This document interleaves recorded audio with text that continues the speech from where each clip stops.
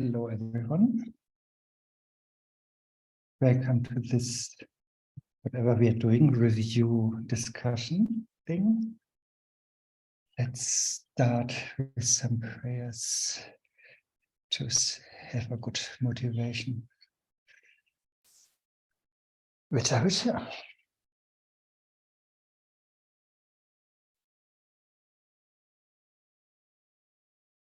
In the Buddha, Dharma, and Sangha most excellent, I take refuge until enlightenment is reached. By the merit of generosity and other good deeds, may I attain Buddhahood for the sake of all sentient beings. In the Buddha, Dharma, and Sangha most excellent, I take refuge until enlightenment is reached. By the merit of generosity and other good deeds, may I attain Buddhahood for the sake of all sentient beings. In the Buddha, Dharma, and Sangha most excellent, I take refuge until enlightenment is reached. By the merit of generosity and other good deeds, may I attain Buddhahood for the sake of all sentient beings. The four immeasurables. May all beings have happiness and the causes of happiness. May they be set free from suffering and the causes of suffering. May they never be separated from boundless equanimity, free from both attachment to close ones and rejection of others.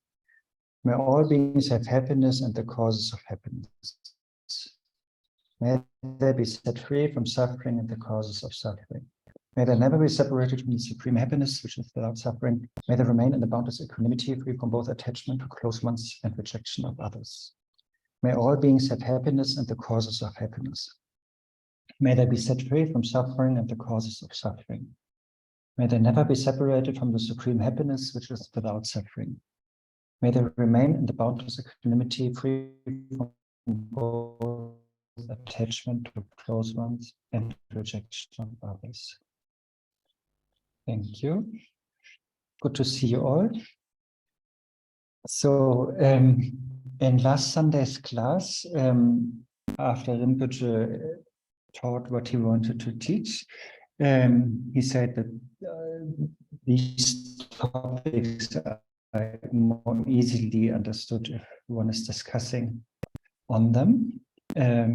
So therefore, that is what is the aim for today, that we understand them, these topics better by going through them again and creating examples, and then let's see how we understand what Rinpoche taught. So what did he teach? Basically, he was teaching about two things in this particular context, the two truths, to see if they are, and there are like four options, how the relationship is between them. They could be actually the same, but just they have different names, or they could be really different and therefore also have different names, or maybe one is an aspect of the other, or maybe one is not even really existent. These are like the four options, basically. And that was the first part of the teaching. And then the second part was, if they are same, what kind of unwanted consequences would come out of that? So that's basically two different topics, and let's just go through that one by one, and then we will discuss on these topics, if that is okay with you guys. Okay. So as I said, or Tulku said, this could be applied to two whatever things, the relationship between two things. But here in this particular topic, it's about the two truths. So we have the relative truth, which is basically how things appear. And then we have the absolute truth, that is basically how things are by nature, which is emptiness. And so the first of these many points was like to check if maybe maybe these two truths are really the same by nature, but just they have a different name. One is called relative truth, and the other one absolute truth. So now I need always volunteers here, right? So who remembers something about that point? could that be, you know, or what examples do you remember, or what examples did you come up with, you know, about two truths or two things or two truths being just having different names, but actually being the same in nature? Do you remember anything?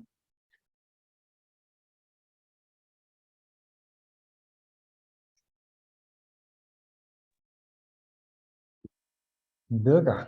Yeah, the example that I remember is that Tulko was referring to himself and the different names that he has. That you know, for us, he is Dolpo Tulko Rinpoche, and his birth name was I think Sherab Sangpo, and then he also has another honorific Rinpoche name for some followers in Nepal. But so he has 3 different names at least. But he is one and the same person, nevertheless. Yeah, exactly. So there's the sameness in the person, but quite a lot of difference in terms of names. Could you, Birger, or somebody else come up with another example?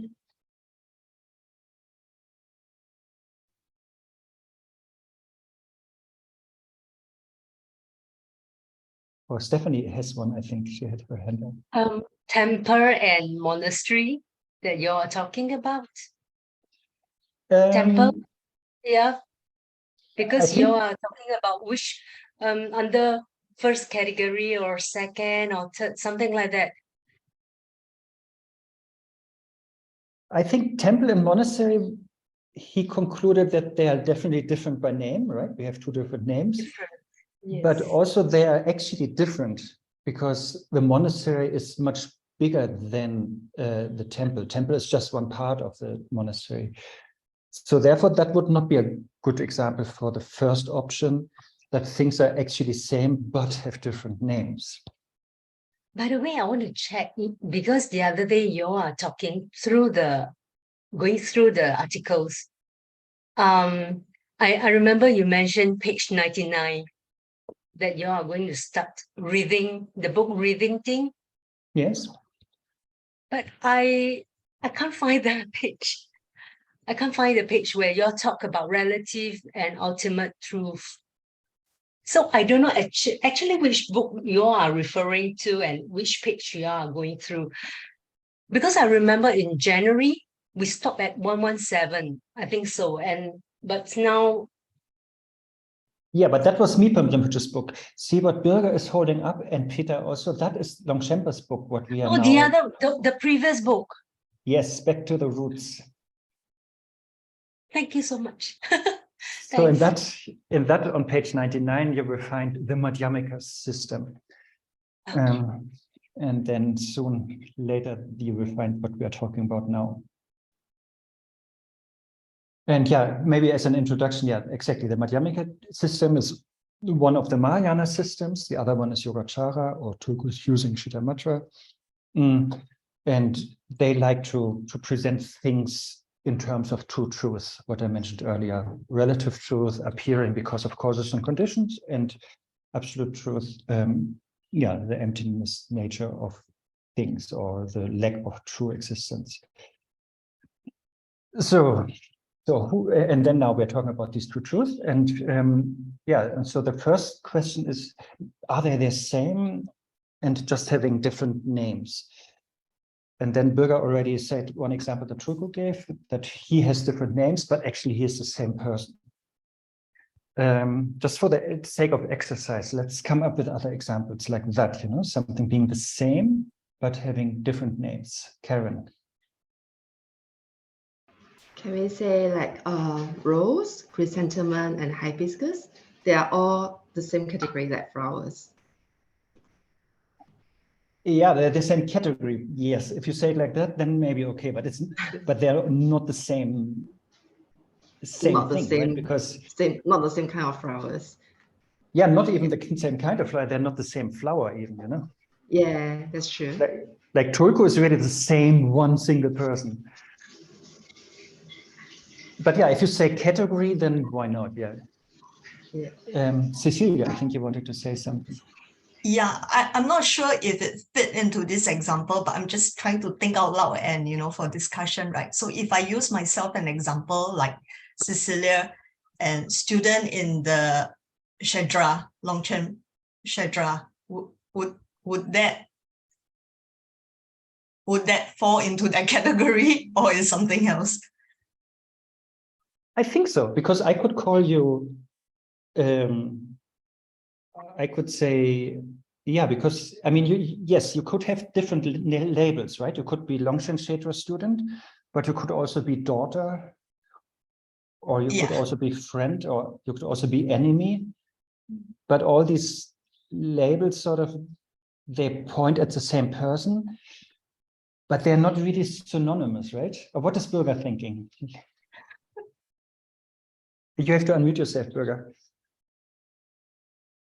Oh, okay. I would contradict because Good. I am also a Longchen Shedra student, but I'm not Cecilia. So the two are not synonymous. Yeah. Exactly. But still they're pointing at the same thing, but they're not synonymous. Yeah. So so one example for synonymous is maybe if we look at geography and then certain places have names in one language and they have a different name in another language. Yeah, and Western people call the highest mountain in the Himalaya Mount Everest, and local people have a different name for it, and it's still the same mountain. yeah.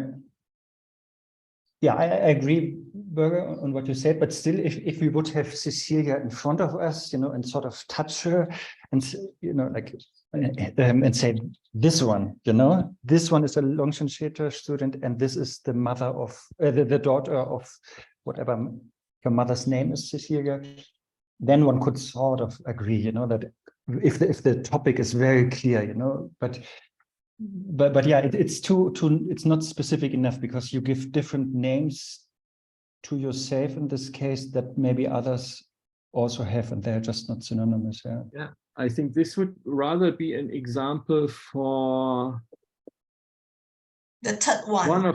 For the third one, yeah, where you say, one separate is a subset of the other. Yeah, I think so. Because Cecilia has many aspects, right? Like that she is a Longchen Shedra student. She's also a daughter and a friend, maybe even sister or whatever, or mother.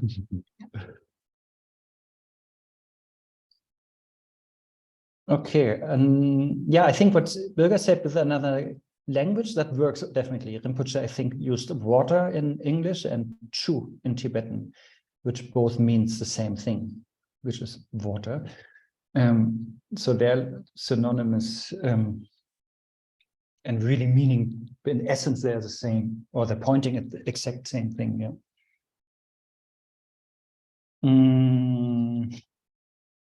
Yeah, I think with language, that's super easy. Then we have millions of examples. Because we can do it with everything and whatever two different languages.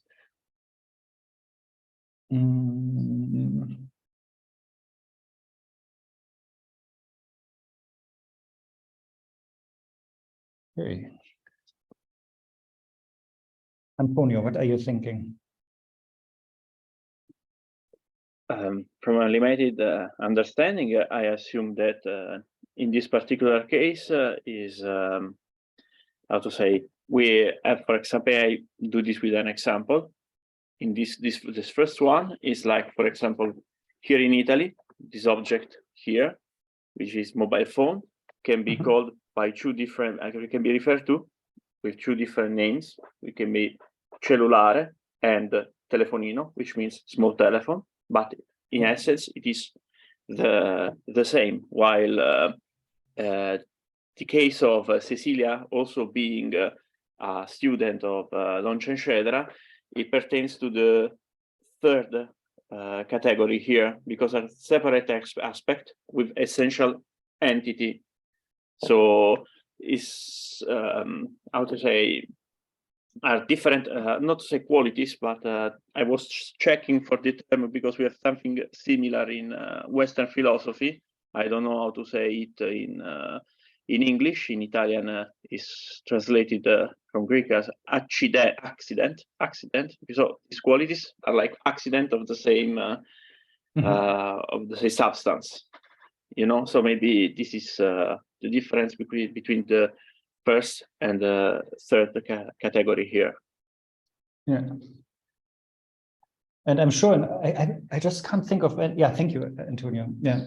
And regarding the first category, I can't think of an English example, but in German, it's very easy, you know, like, for example, carrot, you know, the orange root thing.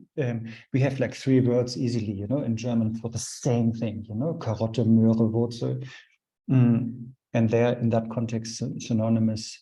I'm sure you have that also in other languages, like Antonio just said with the cell phone in Italian. Or maybe also the Pope, since we are in Italy, we can say the Pope or the head of the Catholic Church, you know. I think that is pointing exactly at this one single same person, but 2 different titles or names. Peter. I was thinking about another example in the religious context. In the Abrahamic traditions, you could say God is of the same nature, but by the Jews it's called Yahweh, and by the Catholics it's called God, and maybe by the Muslims it's called Mohammed. I'm not sure, but that could be an example. Yeah, that is a tricky example, because then you have to, but it's but that shows why it's good to talk about these things, you know, because then to say yes to that statement of Peter, we have to really get into the understanding what is meant with God, or and that's not, that I don't know that, of course. Yeah, therefore one has to be, and yeah, that is tricky. But yeah, if you basically if you ask like the people who really know about a specific religion to give the definition of God or Allah or Muhammad, and if you end up with the same definitions everywhere, then yes. But if not, then maybe we end up with the second, and I think we will end up with the second option, that they are different in name and different in essence, I think, in this case. But yeah, that is basically the criterion. If really the definition is the same about one thing, but then you have just different labels on top of it. But it really helps in clear thinking. Yeah, exactly. Like I think Tulku mentioned also one example with Atman and Buddha nature or something, right? That's or emptiness, Atman and emptiness. So some people say it's the same, but yeah, it is not, you know, it's not just a different name, but it's actually a different thing that one is talking about. Or I know some people, you know, they think Buddha nature and God is the same, because we can say everything is created by it, you know. But then there might be also differences, you know. So, but that is exactly the good thing, like to think about then these 2 things, you know, to really understand, are they same, different, or overlapping? Is one bigger than the other, and the smaller one is included in it? Yeah. I think, can I add a little note? Sure. I think but it's very interesting that it clarifies the way of talking. Yeah. But when it comes to thinking, for me, it's very difficult still, because how can I think the unthinkable? What do you mean? What is unthinkable? Well, what's beyond my imagination? What's beyond my faculty of thinking? Helps in clarifying the talking, and what Tulku says, the vocabularies, that we know what we mean by the different words and categories, but still that what is unthinkable, what's beyond the human faculty of thinking, it's difficult to describe, of course. Yes, but still, yeah, I mean, even though our how to put it, like from Buddha's point of view, the usage of words is sort of also like there's a Madhyamika view about it, you know, like, yes, we accept that words cannot describe everything, but on the other hand, it is not the case that words cannot describe anything. So like they can describe certain things and point to a certain direction, but still, so therefore they're helpful, but yeah, they are not really like, they're not able to completely describe the absolute. Yeah. But yeah, we could, yeah, even though if something is beyond my realization, of course, I can, my concepts and thoughts, yeah, show the right direction maybe, or describe it on a conceptual level. Maria Teresa.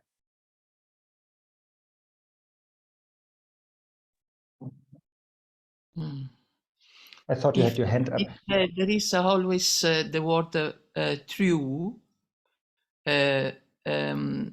verità in Italian, is always the same essence.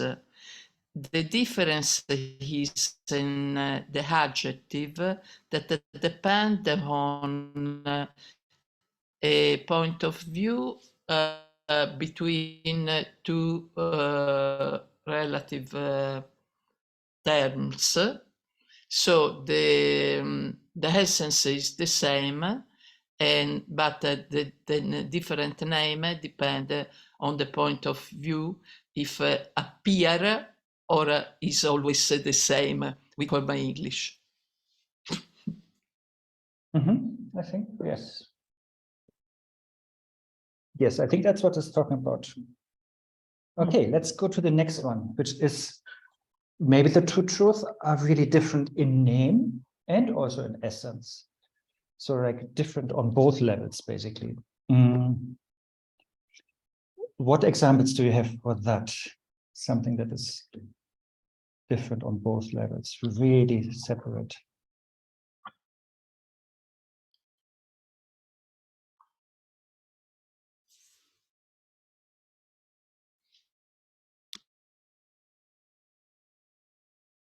Birger.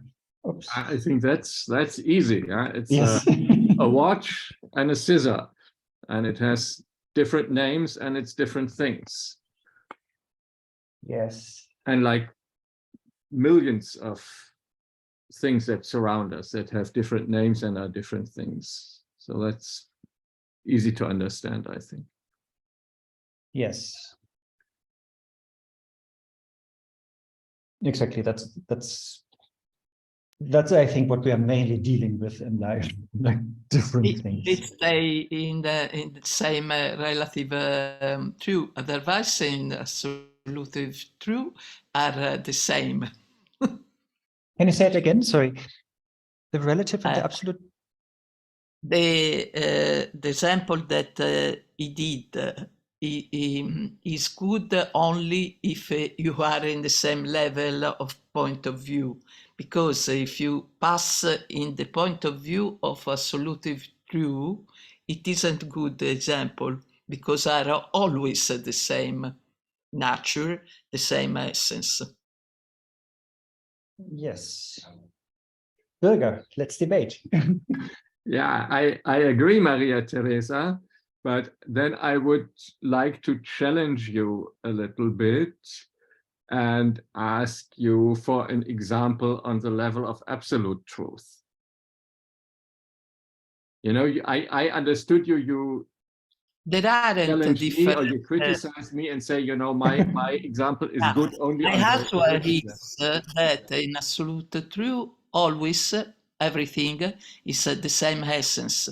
Yeah, okay. Yeah, so therefore, yeah, I guess so. If that's a good point. Yeah. This debate is good. I think if we talk on absolute truth level, then maybe we will always come back to the first option, no? Like if we say emptiness or dharmata or shunyata, that is all the same essence, but different names. Yeah, that's interesting. So, and yeah, that is a good point. I guess on a relative level, we find differences, and on the absolute, maybe not really. Only names are different. Maybe. Yeah, come up with something. Yes.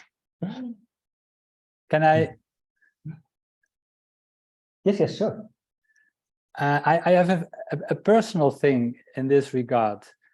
When a few years ago, when I in the Dzogchen context, read about the sameness of samsara and nirvana, I was completely confused. And now I think it has to do with this particular point. Is it in the relative sense or in the more absolute direction? That Exactly. is that an example, Arne? Yeah, I think that fits very well to the discussion between Birger and Maria Teresa here. Like, yeah, on the relative level, of course, samsara and nirvana is different. You know, one is defined as suffering, and the other one is defined as freedom of suffering or whatever, peace. You know, but yeah, on the absolute level, they are both empty by nature. You know, and they're not really there. You know, so therefore, that is.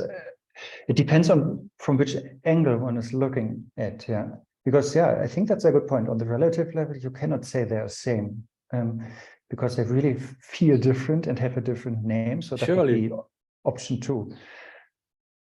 option number two. But on the absolute level, yeah, then they're the same, but just have different names. So that would be option one. Antonio, I think you had something. Yes, sorry, but about this quality of being empty of the different objects.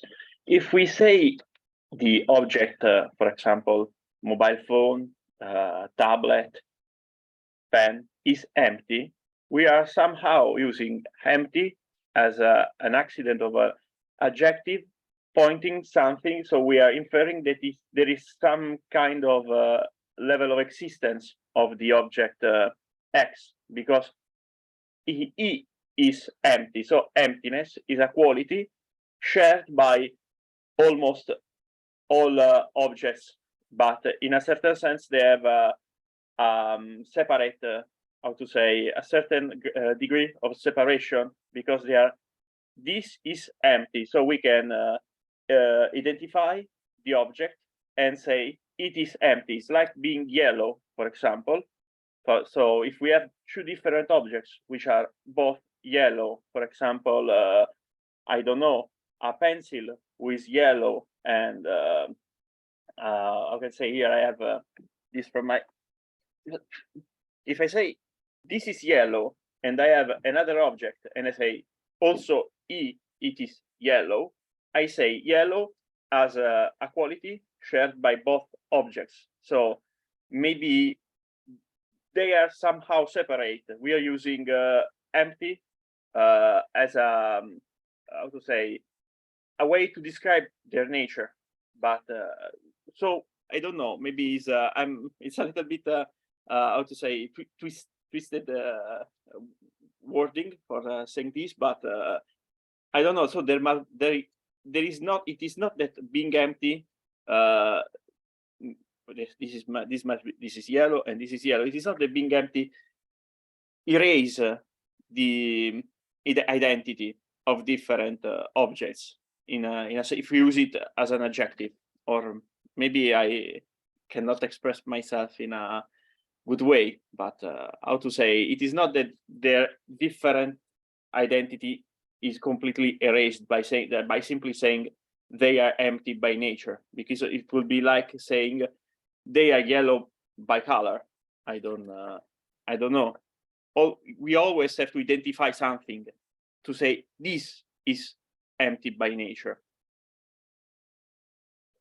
It's a, I don't know, it's a way of use the language, you see, to check. But the emptiness of the paper and of the pen is the same, right? Yes, it is the same, but they are different in our use of language. This is we must say exist as separate entities in a certain sense. On the relative level, no? But on the absolute, they are just empty by nature, both of them, and there's no difference in their emptinesses, no? Yes, yes, of course. So it's inferred that relative truth really exists in a certain sense, because we can say this is this, this is that. You see? I think Madhyamika would a little bit shy away of saying relative truth exists, but yeah, they would say, yeah, they seem to be different, or they appear to be different on relative level, no? Oh yes, And yes, I was just, I am totally ignorant about this. I was just elaborating on this first example to say they are just two different way of describing the same relative and ultimate are just two different way to describe the different objects.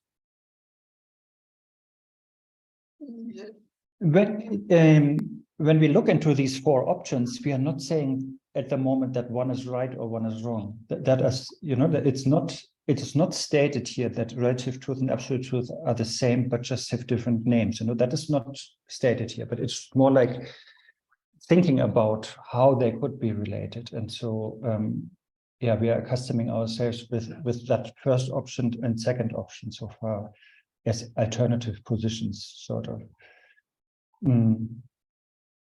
But let's see where we are concluding, because then after we have done these four, then in the last teaching we already discussed what if they're really same, and there were like four unwanted consequences. So that showed already that they are, at least on that, on one level, there cannot be the same.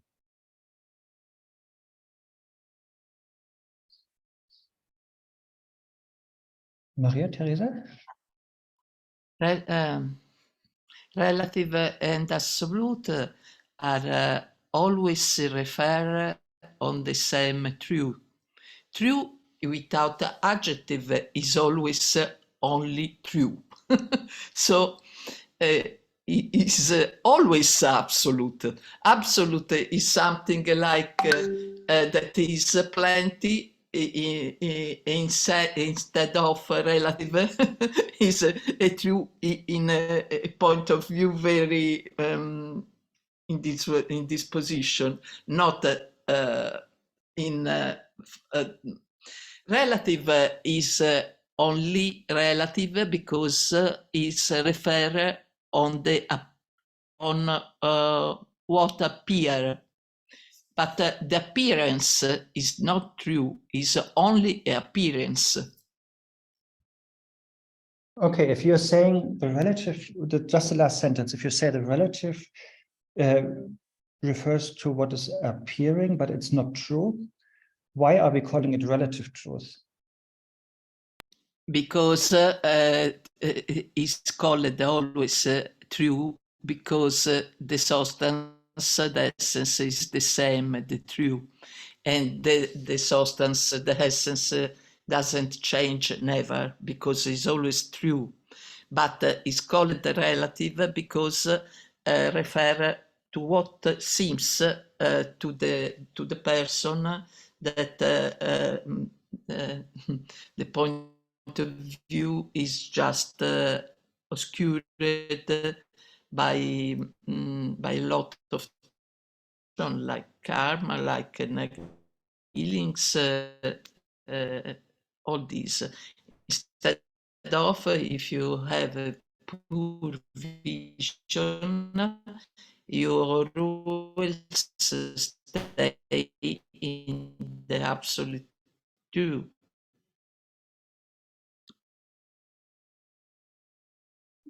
Good. I think that's how it's explained, actually, yeah. Okay, let's come to the next one. Thank you, Maria Teresa. The next one was like different aspects with an essential identity. I think earlier, accidentally, we already had one example for that, but yeah, can you come up with another one? Or do you remember what Tulpa said?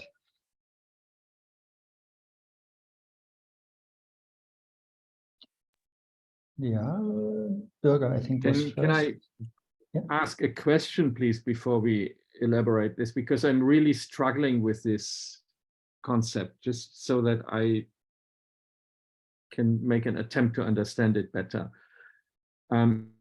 Is this what does aspect mean and what does essential identity mean? And I think earlier in today's session, one explanation I heard was, one is a subset of another. We said, we are all Longchen Shedra students. That is a bigger category. And then Cecilia is a subset of this, and it's a German Teilmenge of the bigger thing. Is that what is meant here? Or is it more, because if I read the English sentence here, which says separate aspects with an essential identity, then I'm really struggling to separate it from the same thing which has different names. What is the difference between having different names and having different aspects? Exactly, aspect. Yeah, maybe Peter, you want to explain it. Maybe it's helpful to look at another example, an example of the healthcare provider. A healthcare provider can be a doctor, then he is a healthcare provider, but you can also be a nurse. It's another way of healthcare providing, but not a subset. Yeah, but they're not essentially identical. I think on the level of taking care, it's of the same identity. Yeah. They're giving care, they're taking care of. Yeah. So, but they are different phenomena, nursing or operating or giving psychological counseling, etc. I think it's correct to say that, and also I forgot that was Stephanie or Karen or Cecilia. Like there's if one talks about the same category of things, I think that is correct, but it makes it a little bit more complicated. Maybe it's easier to start with another, with that, maybe like let's start with an example that Turku gave. Like the we have the cup sort of. Like this one, and then we have maybe the color of the cup or the emptiness of the cup or the impermanence of the cup. So aspect, these are all the aspects of the same, what it's called, the same essential identity is always the cup, but then the cup has different aspects. It can be, has different adjectives that we can put onto it, but separate the impermanence of the cup from the cup. That was, I think, Turku's example. So if you want to talk, if somebody asks me, show me the impermanence of the cup, I cannot point anywhere else but at the cup, and or the emptiness of the cup, I have to point again at the cup, So therefore, that is sort of the same essential identity. It is a cup, not on an absolute level, just like this is one thing, the same thing, which has different aspects. So I'm therefore, not very sure. Sorry. Yeah, it's just one last sentence because Birger asked that. So therefore, we're talking about different aspects of one thing, and not about different names about one thing. Stephanie. Sorry to interrupt. No. I'm not very sure if I understand correctly, but because I was thinking of like separate aspect, it's like glasses compared to the drinking glass. I'm not very sure if I'm right, but they are all glasses made of glass, but it's of different usage. Can I compare? Can I use this as an example? What do others think? I need time to think about it.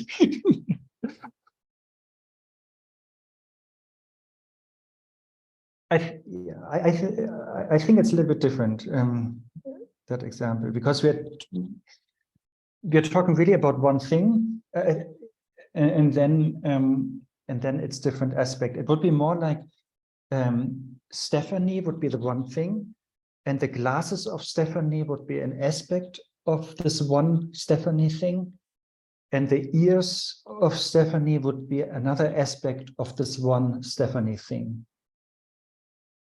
More like that, you know, so therefore, whenever we talk about Stephanie, Stephanie's glasses, Stephanie's ears, we will always have to point at Stephanie, you know, it's always an aspect of that. And I think if we would take glass, we should just leave it like that, you know, the glass here. Of course, we can use it for millions of things, but then it would be more like the transparency of glass or the hardness of glass, you know. What we are talking here about, different aspects of the same thing and not different, I don't know, manifestations or usages.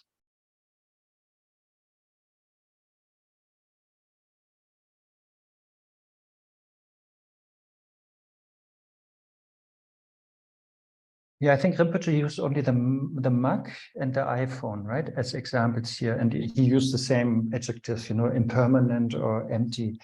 And but even though impermanence of the mug is an aspect of the mug, it is still giving us more information, you know, if we look, if we hear about it. And if we talk about emptiness of cup or mug, that is also giving us more information about the mug, that if we would only talk about the mug all the time, maybe we would not get these extra informations. So therefore it's, so that could be in the two truth, you know, that maybe they are the same, but then since we are mentioning different aspects, that helps us to understand them better, you know.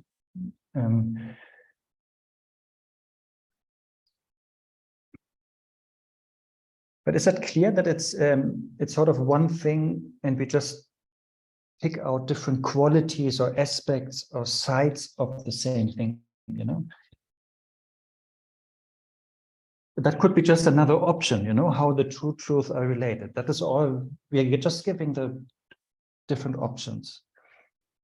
We are not concluding anything at that moment. And I think here maybe Cecilia comes a little bit more back into the picture. Like we have this one Cecilia and she has the aspect of being a daughter, you know, or she has the aspect of being a Longchen Shedra student, or she has an aspect of whatever, living in wherever, or yeah.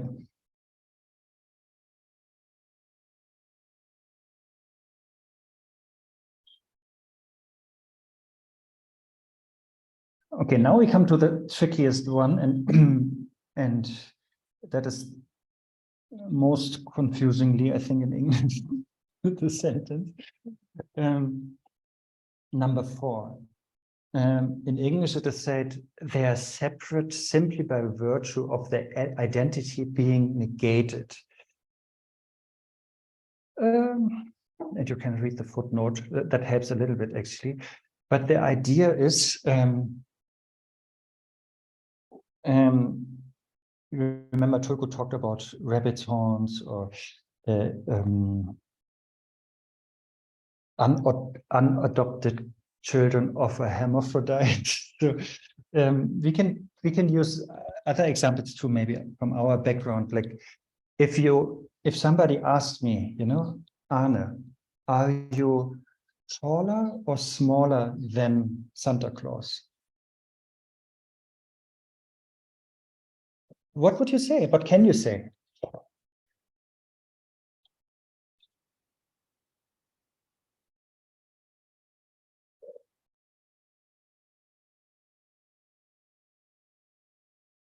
Kerstin.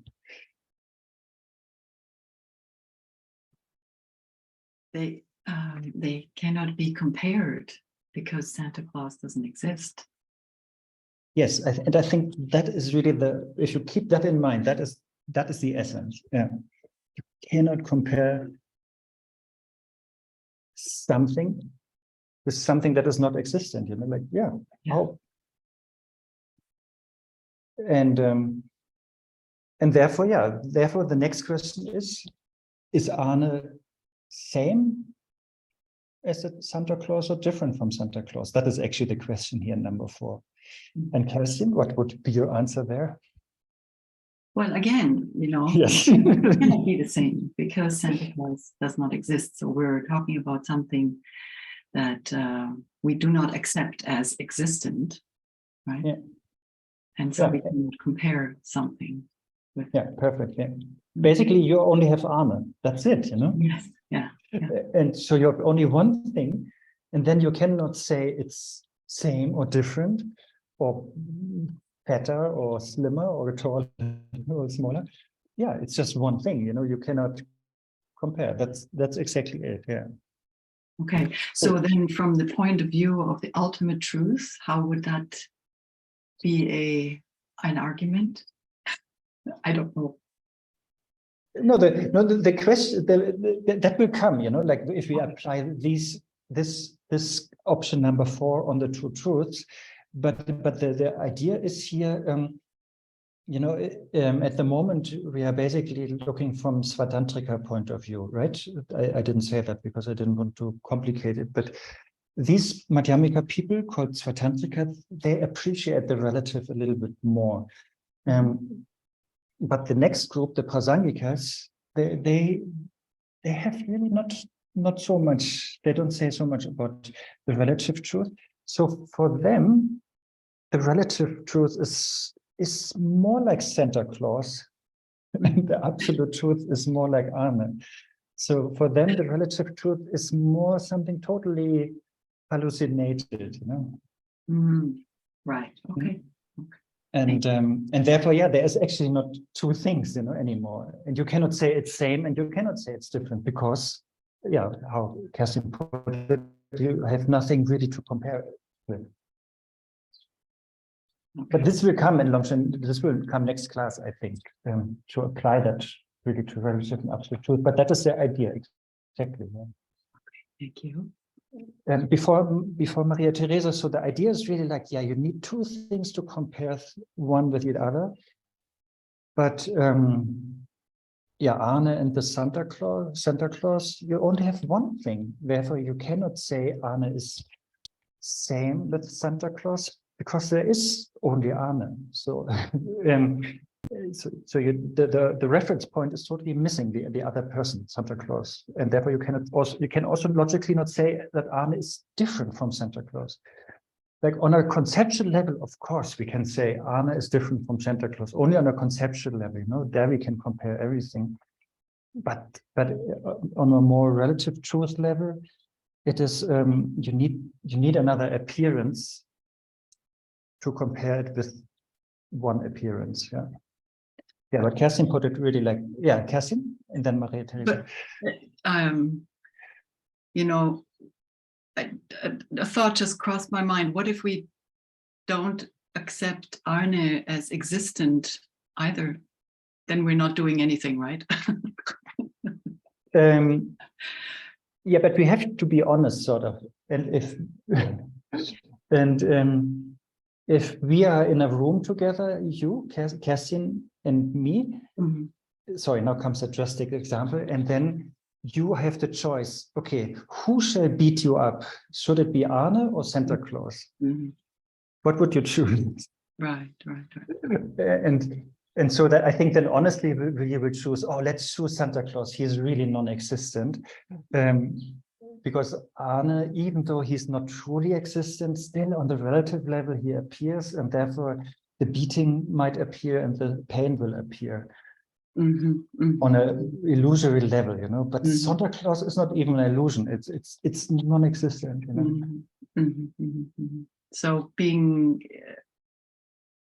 accepting being in relative truth, yes, is basic. Is kind of like the premise that we're on, right? Yes, we have to be honest, sort of, yeah. Okay. And therefore, yeah, for me, honest, yes, okay. And therefore, for me, yeah, I prefer pizza and not shit. You know, that is an example. You know, even though on absolute level they're the same. You know, even on the atomic level they're the same. You know, but on my level where I'm honestly at, they are different. You know, and when I visit you, Kerstin, please make me pizza and not shit. And I prefer to be hugged and not beaten. You know, beaten up. You know. So that is my honest level. That's what I meant. Yeah. Okay. Okay. Thanks. Thank you. Thank you. Yeah. So hug me and make me pizza. Yes, please and not, come not beat anytime. me up and Thank you. Maria Teresa, you had something, right? About Prasanjika. Prasanjika is the point of view of His Holiness Dalai Lama. And the meaning is, the result is that there doesn't exist anything without by himself, by itself or himself. Stop. This is a Prasanjika. And about your discussion, I was smiling because I remember me Marpa's choice between the master and the Hidam.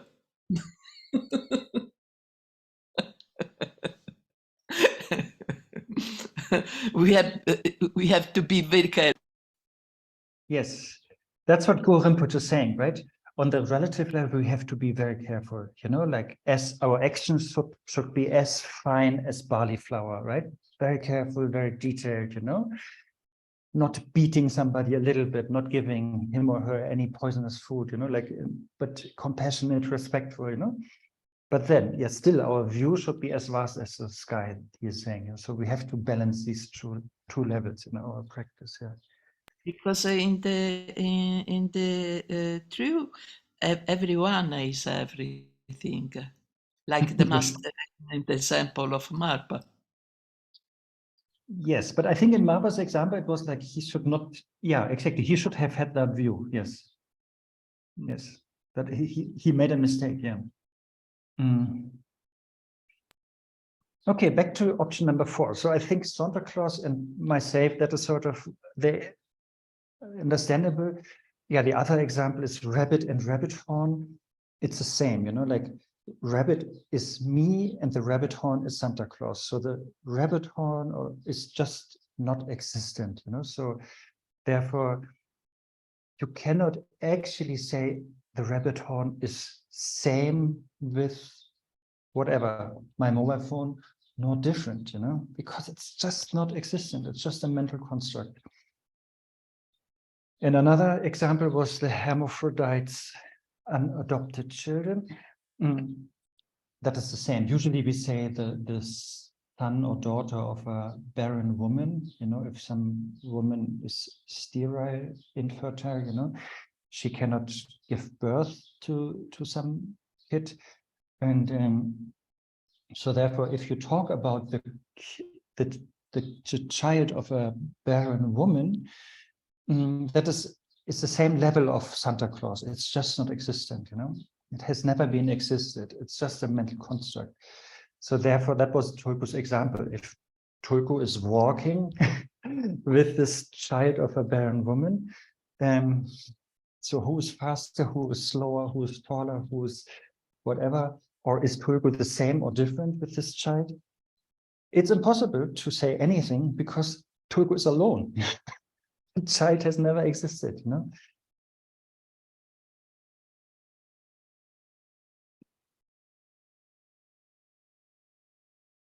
Okay, that seems to be clear. And now we come to the first option. Let's say the first option was actually the same, but 2 different names. Right? That was the first of these 4 options. And now we have, how much more? We have half an hour. Good.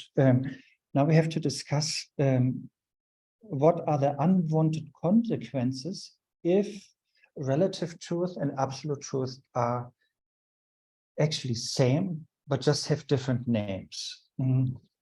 Right. And Stephanie, did you find it also now in the book? In Longshen's book? Good. So there are like 4 points given by the sutra called the Definite Commentary on Enlightened Intent. So basically, I will always put it in my own words.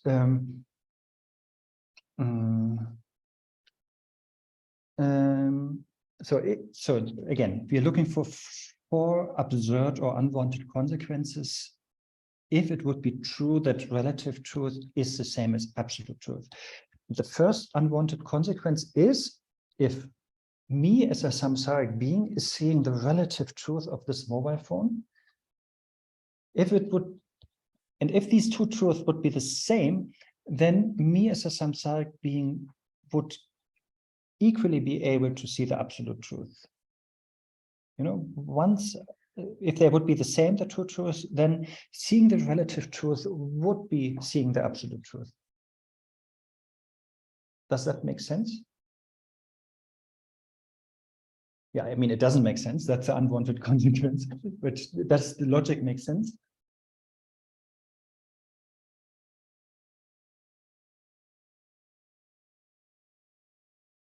Because then actually I would be a Buddha, you know? That would be, I think, wait, isn't that written in the sutra? Then yeah, we would have attained nirvana from the outset. Yeah, because that is the difference, right?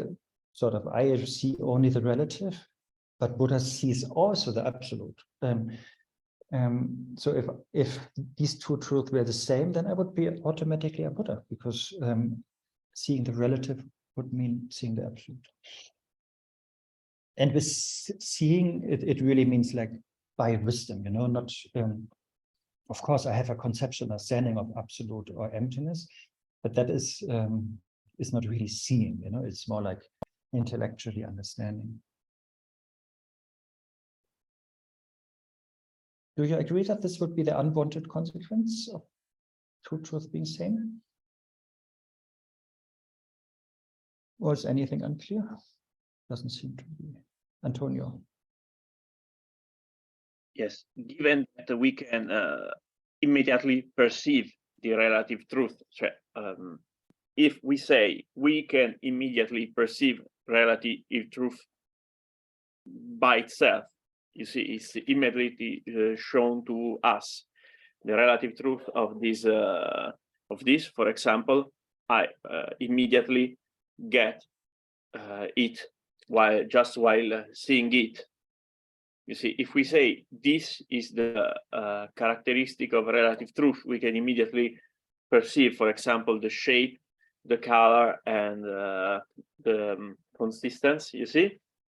If we say this, and then we say, if relative truth is the same of ultimate truth, we could immediately perceive also the empty nature of it, not by reasoning, but in a certain sense of an immediate perception of its nature. Yes. So, if the 2 truths were the same, I will immediately perceive, not by reasoning, but by itself. Oh, this is empty.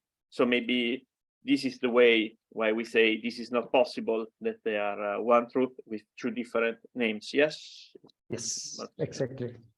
Yeah. Very good. Sorry, just one thing, because I have to. I'm trying to express it in my poor English. So we can say that emptiness is somehow a sort of hidden quality of all objects, not to be immediately perceived. So all objects have this quality of emptiness, but we cannot perceive it through direct cognition. Immediately, like we perceive, for example, the shape and the color of beings. We can say this, that ultimate truth is a sort of hidden quality of all objects, of all phenomena. Yes, that is exactly the terminology. Like with our direct perception, we can see I forgot the word, but I think the obvious objects. Yes. So that is, I mean, maybe you remember we had this logic, we had this, the different types of mind. And so,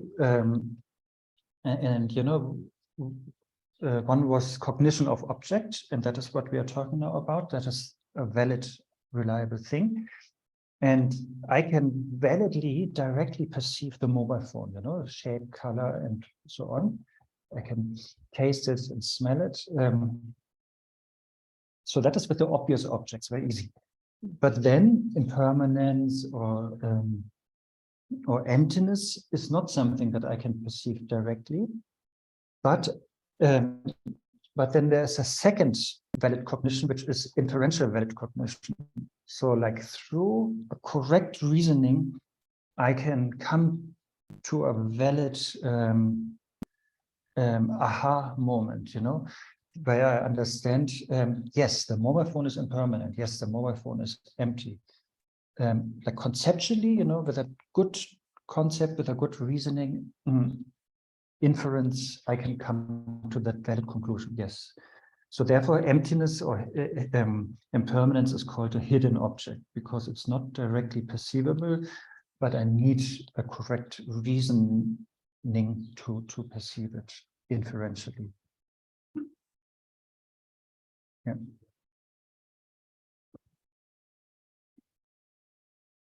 By the way, I'm working on these transcripts from last year, and that was a topic a few days ago that I worked on. So they will come, don't worry, it took a little bit of time. Yes, so that was, basically that was the first unwanted consequence is, if they are really same and just having different names, then seeing the relative, like seeing whatever thing in front of us, then we would see automatically the absolute directly. But that is not true for a samsaric person. It's true for bodhisattvas of the Bhumis or Buddha, but not for a samsaric person.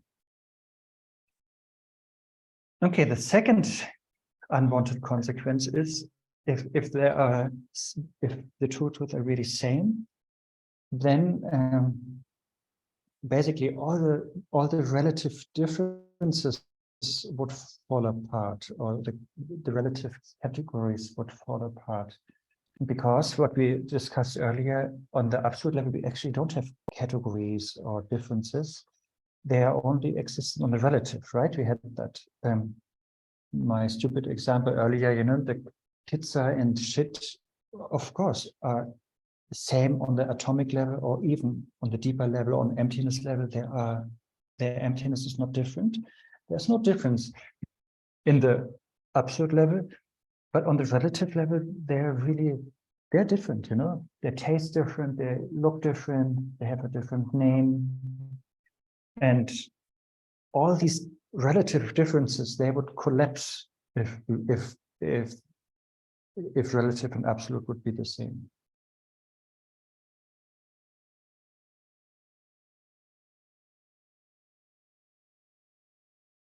Is that clear?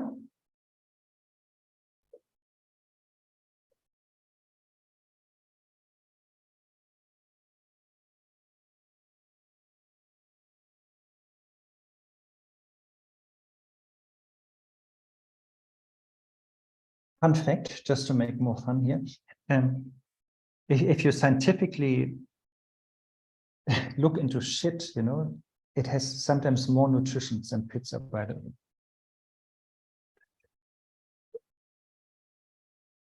Once in a medical conference, somebody was presenting, this is some nutritious thing, and he was not saying that it was shit, but he was just listing all the nutritions, and then people were amazed, and then he said that is actually shit, because we just absorb so few things,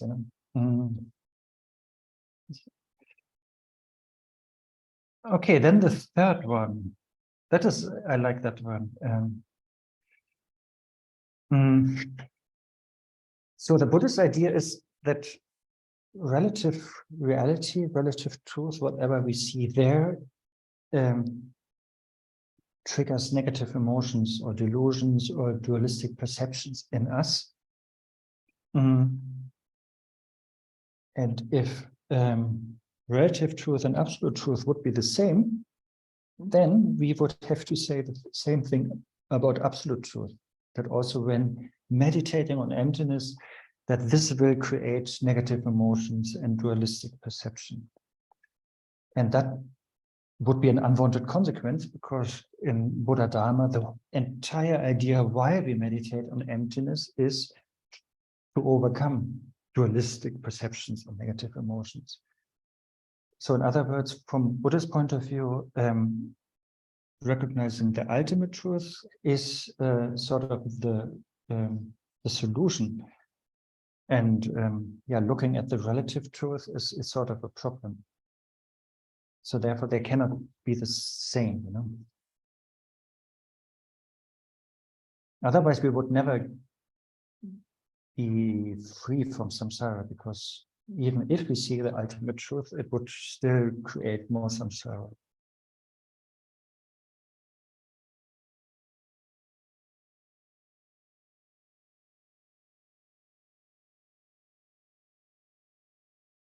What do you think? Any objections or doubts or applause?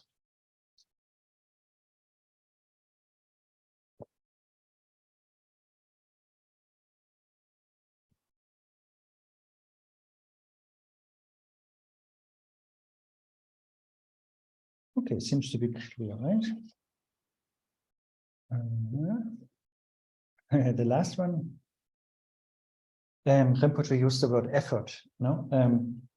So he said, like, without effort, I can see the relative appearance, for example, a mobile phone. But as Antonio said, you know, the emptiness, the absolute level is sort of hidden.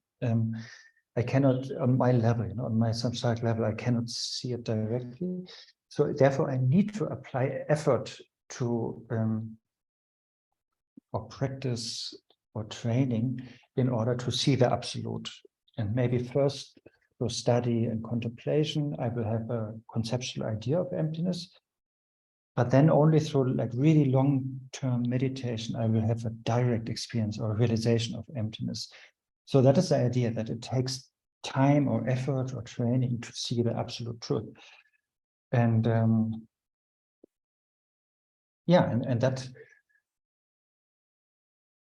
that shows that they cannot be same, because seeing the relative truth takes no time or effort or training. I can see the mobile phone in this second or moment, but the absolute truth takes time to be recognized. So therefore, they cannot be the same.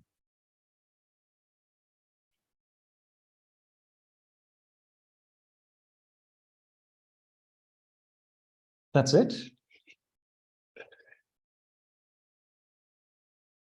But let's debate or discuss if you have any doubts or.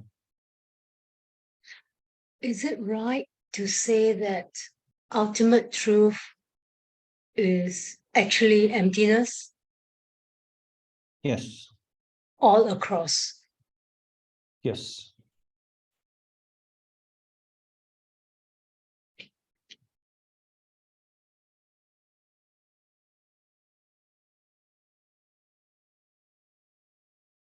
And I think maybe you can think about that as a homework, even though it's not my job to give homeworks, but I think the idea will be that the solution will be that we will say, like, on the relative level, so the two truths are neither same on the relative level, because we just gave 4 unwanted consequences why they cannot be same.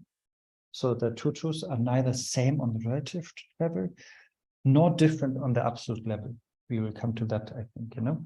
So that is super nice, you know, if you try to remember that. But that part will come. But basically, we discussed it already, you know, like what Stephanie just said. If ultimate truth means emptiness, then there is no difference, you know. In emptiness, there is no difference. There cannot be categories. And that is a typical Madhyamika thing to say, you know. Neither same nor different, but neither same on relative level nor different on absolute. Maria Teresa. miraglia. It isn't a debate now. I my personal experience. Or, I don't think that it need effort. I think that if you understand something, it's always without effort, and also if you have experience of something, it's always without effort. This number one. Number two, depends on your point of begin, because there are people that are more deeper in one about one question instead of the other. Vita and empty are the same, but for me it's easier bodhicitta. And about empty, have, for example,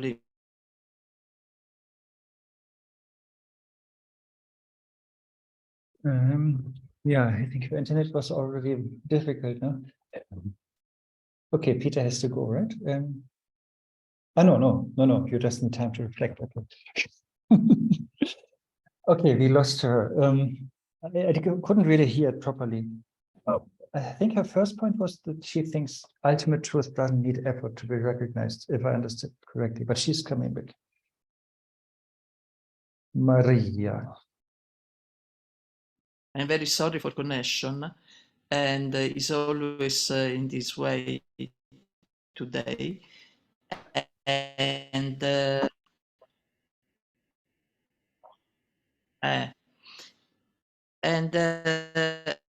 the time that doesn't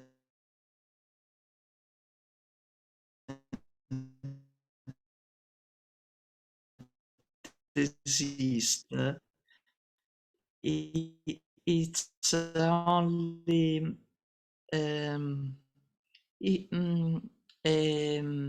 referring, in my opinion, to your, if you purify more, maybe you can do also in instance, but maybe you need purified. The beginning of the and on the previous life, also from this life, but also from the previous life. So there are people that are more able about happiness, or there are people that are more able about bodhicitta. There are the area or not area, depends. Yeah, I only heard like, what is it, like patches? Let's try to put it together. I was saying that maybe it depends on the person. For example, maybe for somebody it is easier to realize or see the ultimate truth now because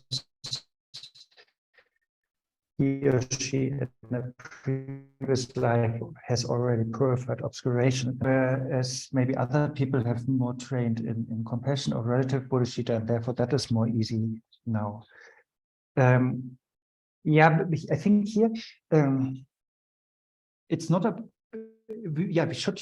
Here we are not comparing bodhicitta and ultimate truth, but we are comparing like seeing relative phenomena, really like table, water, fire, very like easy things, and this we compare with emptiness, and so this relative phenomena is super easy to recognize for us. You know, we see it directly, so there's no training necessary.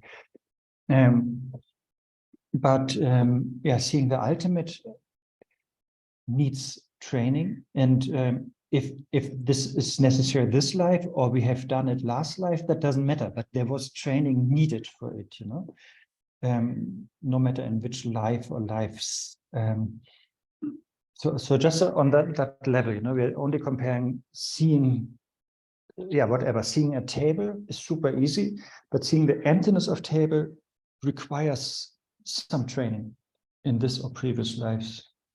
That's the only thing.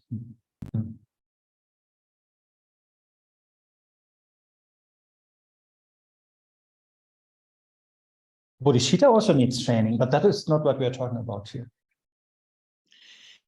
Yeah, but the bodhicitta and happiness are the same, definitely.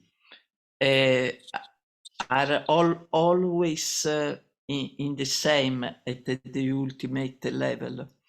And you in the example spoke always about emptiness.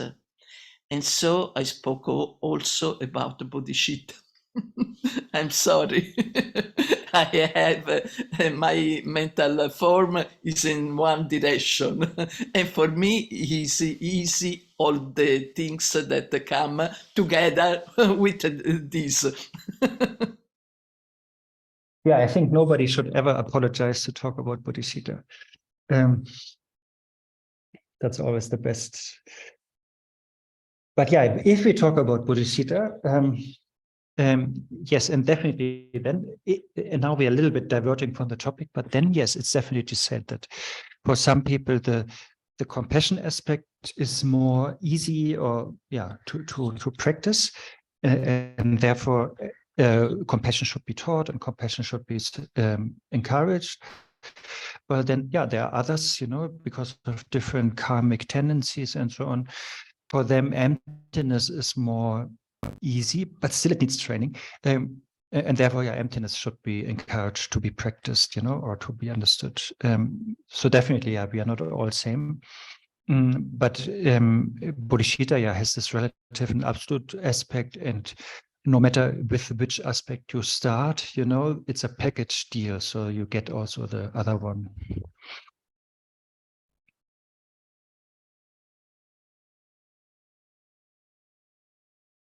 Okay, anything else? If not, that could be an auspicious conclusion.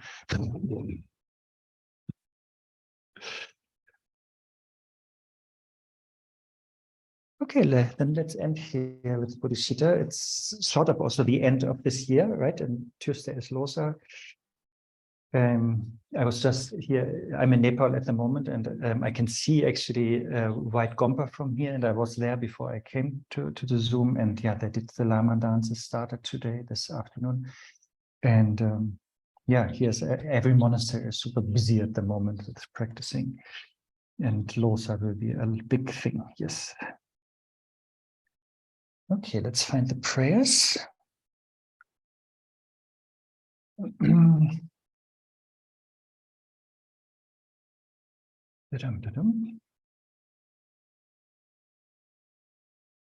By this merit, may all attain omniscience, may defeat the enemy wrongdoing. From the stormy waves of birth, sickness, old age, and death, from the ocean of samsara, may all beings be free. O precious and sublime bodhicitta, may it arise where it has not yet arisen.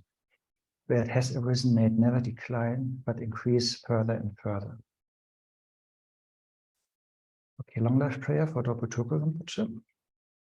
Om Swasti, by the power of primordial wisdom, the three jewels and three roots, may the life of the venerable reincarnation of Organ Schöing be long and steadfast.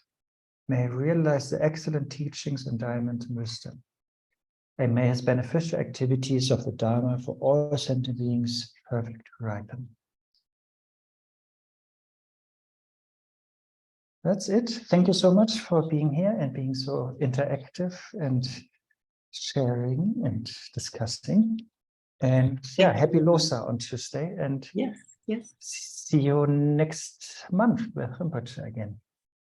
Thank you so much. Thank you. Thank you very much. Thank you. Thank you. Thank you. Happy Losar, Arne. Happy Happy Losar. Losar. Have fun.